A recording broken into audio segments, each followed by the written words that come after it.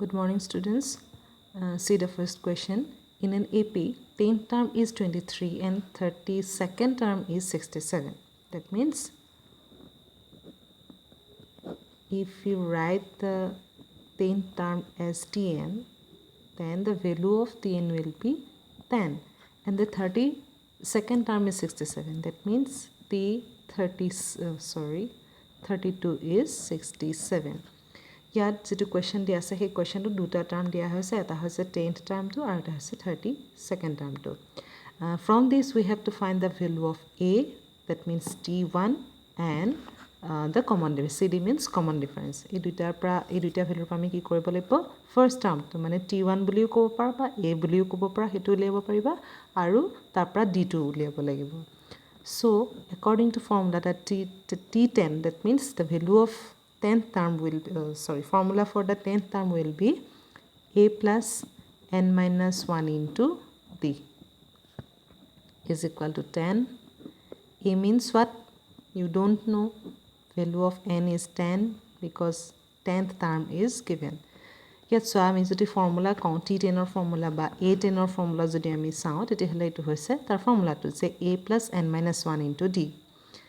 এতিয়া মই ইয়াত কি কৰিব ইয়াত মই n ৰ ঠাইত 10 পুট কৰিলোঁ -1 d unknown 10 আৰু এইটো সিম্পলিফাই কৰা a plus 9d is equal to 10. তাৰমানে a যেটো ইকুৱেশ্যন ডাটা দিয়া আছে এই ডাটাটোৰ পৰা we have found that the value the terms are in a and d. ইয়াত আমি যেটো টাৰ্ম আছে সেই টাৰ্মটোক আমি a আৰু d ৰিপ্ৰেজেন্ট কৰিলোঁ. Now for the second one, that means 32nd term. Is 32nd term or garne ako formula hobo a plus n minus 1 into d. 67 put the values. A do not know. N is 32 minus 1 d 67. From this you get 31d is equal to 67. That means from the terms yet jegita term dia ase tar pra আমি দুটা equation বনালো in terms of a and d. Now solve these equations, equation 1 and 2, and find the values of a and d. এই যিকেইটা equation আছে দুটা যে equation পালো আমি সৰল ৰৈখিক সমীকৰণ সমাধান যেনেকৈ কৰিছিলোঁ তেনেকৈ আমি দুটা ইকুৱেশ্যন সলভ কৰিম আৰু তাৰ পৰা a আৰু d ভ্যালু উলিয়াই ল'ম. হ'ল, do it yourself. এটা নিজে কৰি ল'বা. Now come to the second one. The sum of the three numbers, tinta number ase he tinta numbers to sum is in an AP. Era series ase AP arithmetical progression eta ase and the value of the first three terms should be added. Ami ki koribo lagibo he prothom tinta termok ami ki koribo lagibo add koribo lagibo. Not the first, actually the consecutive terms. Three numbers mean three consecutive numbers. যদি ইয়াত অকল 3 numbers বুলি দিয়া আছে আমি ইয়াত বুজিব লাগিব যে সেইকেইটা কনজিকিউটিভ হৈছে দ্যাট মিন সিৰিয়েল হৈ আছে সেই পিটোৰ তিনিটা টাৰ্ম আমি প্লাছ কৰিলোঁ প্লাছ কৰি পেলাই আমি ৰিজাল্ট পামগৈ 27 আৰু sum of their squares is 293. Now first of all to find the numbers you have to assume the numbers. প্ৰথমতে আমি কি কৰিব লাগিব এই যেটো যিকেইটা ডাটা দিয়া আছে সেই ডাটাখিনিৰ পৰা আমি কি কৰিব লাগিব প্ৰথমতে আমি কি কৰিব লাগিব টাৰ্মকেইটা এজিউম কৰিব লাগিব আৰু এজিউম কৰাৰ পিছতহে আমি কি কৰিব পাৰিম সেই ইকুৱেশ্যনকেইটা পাম বা বেলেগ কামখিনি আমি প্ৰচিড কৰিব পাৰিম. So what will be the terms? You can assume the terms as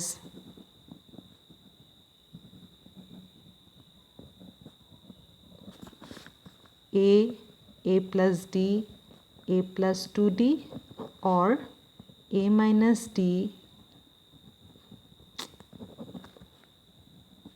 a minus d, a plus d. তোমালোকে এই যে এপি দিয়া আছে এপি যেতিয়া আমি এটা টাৰ্ম উলিয়াব লগা হয় এইটো প্ৰচেছটো ল'ব পৰা আৰু এইকেইটা লৈও কৰিব পৰা যেটো তোমালোকৰ সুবিধা লাগে সেইটো লৈ কৰিবা. এনেকুৱা কোনো ম্যান্ডেটৰী কথা নাই. নো there is no hard and fast rule that you have to assume only this one. কোনো ধৰণৰ ম্যান্ডেটৰী কথা নাই যে তুমি এটোৱে ল'ব লাগিব. তোমাৰ যেটো ইচ্ছা তুমি যেটো কৰিবলৈ কমফৰ্টেবল ফিল কৰা সেইটোৱে ল'ব পৰা. Now what are the data? এতিয়া সব ডাটাখিনি কি দিয়া আছে. The sum is 27. That means I will take this one. Moi second to lum. According to question, you get a minus d plus a plus d will be 27. That means d and d get cancelled. 3 is equal to 27 and value of a is 9. This is the first data. Prothom data to pram a to condition palo by to value palo. Next, the second condition is the sum of their squares. Sum of their squares means you have to first take the squares of the terms separately and then add them. তাৰ পিছত তোমালোকে হেখিনি add কৰিব লাগিব প্ৰথমতে কি কৰিব sum of squares মানে যেটো sum লম কিহৰ হিহত নাম্বাৰ কেটাৰ স্কয়াৰ কেটাৰ and the value of this is given that 293 হল এটো হৈছে ফার্স্ট ইকুয়েশন ফার্স্ট যেটো কন্ডিশন আছিল হেতু আৰু সেকেন্ড কন্ডিশন মানে এটো এতিয়া আমি কি কৰিব লাগিব এই ইকুয়েশন গিটা সলভ কৰিব লাগিব after solving or simplifying this equation you have to find the value of d first. Egida solve kor pisot tumalke first uliaba d. D the values of d may be 2 or 3 or 4. Ya jigida value paba duta pabo para, tinta pabo para, sarita pabo para. Now after simplifying this, that means to find the value of d, you have to find the value of a is already we have got this value a no yet me already a value to palo so put the values of a here and find the value of d tar pisot ami ki korim d value to liam d value to duta tinta side up bahut hobo pare gotike don't be confused tetia amar series u dutai hobo so this is the second one and the last one for today is if the sum of three consecutive terms of an AP is 27, it is almost like the previous one. And their product is, here in this question, sum of their squares is given and in this question, their product is given. Find the terms. Same process, you have to assume the terms, let the terms be, no need to write consecutive. A minus D, A plus D. There are three terms. Sum is to homosti, him homosti to koise according to question. A minus D, A plus D is equal to 27. 3A is equal to 27. That means A is equal to 9. And product is 693. Again. A minus D,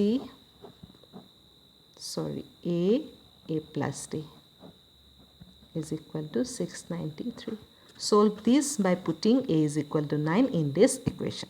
Etu equation solve koriba, kintu solve korte ki koriba, A value to 9 di luba. Thik ase? And then you will get the series. Tar pisot tumalke he series to ba he special jekita term dia ase amak particular term gita তেতিয়া তোমালোকে পাই যাবা after calculation কৰাৰ পিছত so this is all about today's class and solve all these equations and show me okay goodbye for today.